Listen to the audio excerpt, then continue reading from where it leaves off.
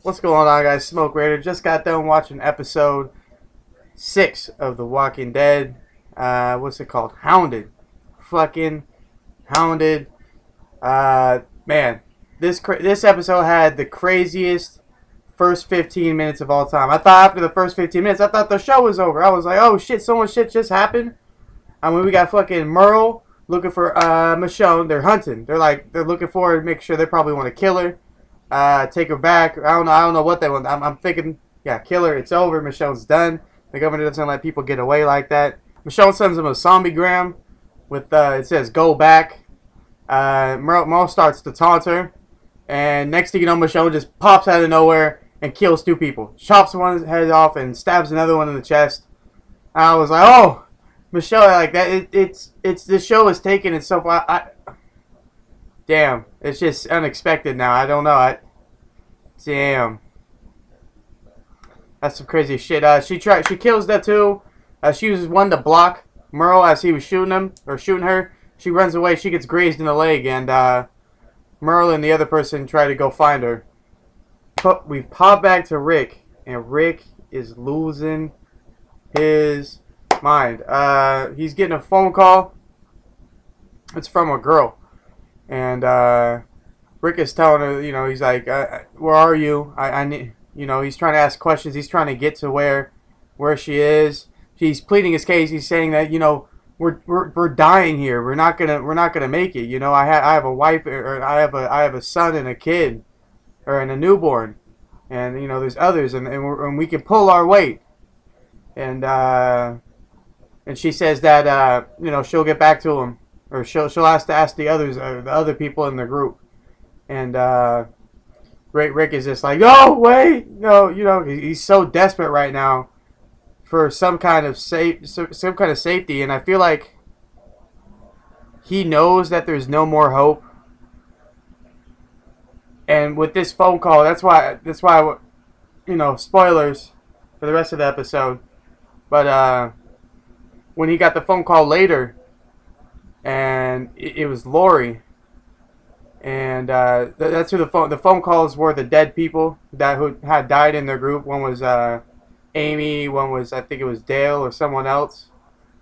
And the last phone call he gets was from Lori, and there was a scene where Lori, or the ghost Lori, was telling Rick over the phone that, you know, you have a son and you have a newborn, and she wanted him to promise that they were going to be okay. And Rick just completely shut he couldn't promise it, because he knows that it's impossible where they're living at right now. And now that he knows that phone call was just a figment of his imagination, or not that, but maybe it was some sort of supernatural type thing. But he knows that he can't keep that promise. You know, he's going to try. He's going to try to keep him alive. But he's not going to promise it anymore, because he knows what kind of world he's in now. It's almost like like his level of acceptance just went to a whole nother thing, where, like, say you learn something, or say you think you're right about something, and then you learn it's completely the opposite way, and you know for a fact that what you were looking at before was completely false.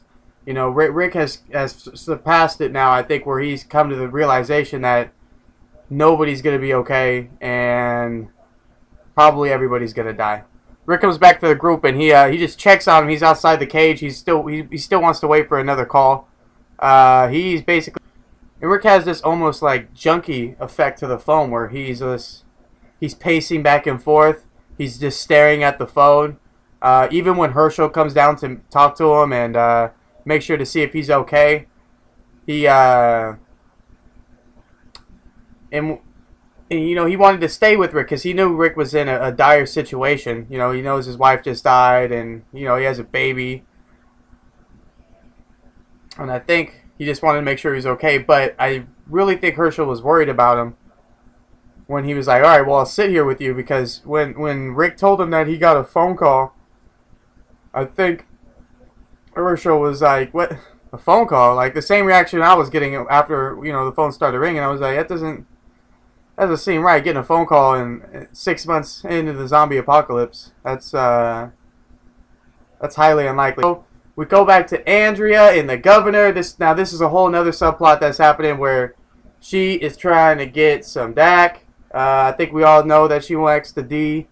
She likes Shane's D. She's liking the governor's D.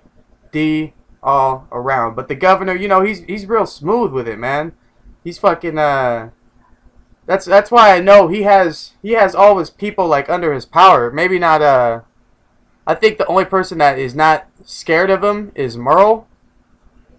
I think Merle respects him, but I think Merle is the only person who's not scared of him. He can see through the bullshit. I mean, for what Merle is, I mean he's hella smart. I mean he's almost as smart as Daryl. As far as survival and being able to tell when people are lying to him and stuff like that. He's one of the leaders of that group.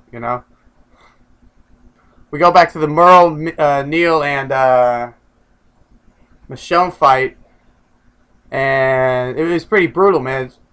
She came in, she almost sliced dude in half. Merle saved his life by pulling him back. Merle disarms Michonne, and they start fighting on the ground, and zombies start coming in, and Merle has like one on him, and he's holding her off with a sword, and he stabs in the head, his homeboy comes and stabs him in the head, then Merle kills the other one, and by that time, Michonne was already run off, but she also sliced a zombie open in the stomach, and all of his guts fell all over and shit, so, damn, that'd be hella stinky and shit, but, that's good, because later in the episode, when Michonne is trying to creep around, and there's a bunch of walkers around, she realizes that they don't smell it at all, and, she basically is like one of them. Which also helps set up for what happens later in the episode, which is pretty damn crazy too. So also, we have Maggie and Glenn have been kidnapped this episode. They were going to look for more food and drinks and stuff like that, more baby formula. Michonne sees them, and she doesn't reveal herself at first because she knows that they might be with the governor's group. And according, what just happened, Merle might have gone back and told them or called them or something like that. She doesn't know who it is, so she's waiting. I think by the time they're about to leave, I really think she's from what she listened to, she knows that they're not part of the group because they're talking about fences and stuff like that.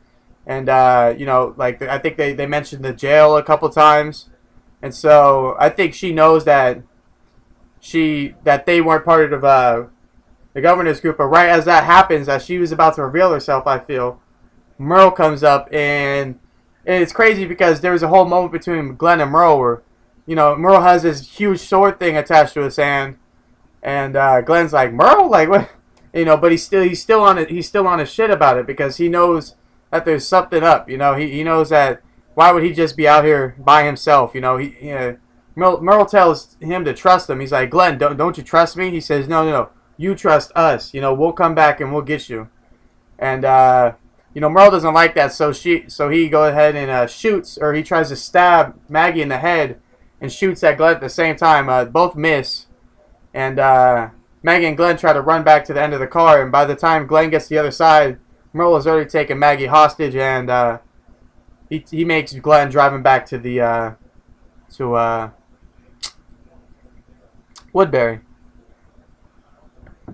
After Rick gets the phone call from Lori, and he all that happens, he goes back to the camp, and he holds his child for the first time, and I knew Rick was gonna come back to his senses, because he's a strong character. And I know that he would I know he wouldn't just be like that forever. He has a strong ability to get over things and help himself grow with the situation and to adapt and to survive to it. But it was good to see him holding his baby, and really you see that care again. And he goes outside, and he notices something out in the distance, and he gives Carl the baby. He walks down there, and he sees that Michonne is sitting standing there with a bunch of walkers. He almost doesn't believe her right now. He's just sitting there staring, like, I can't. Is this another person?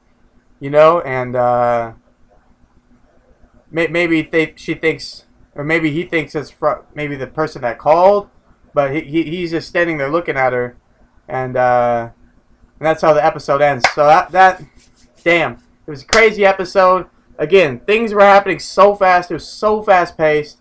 There's at least 7, 8 new things that happened. About 4 or 5 new character developments. Like 3 character deaths.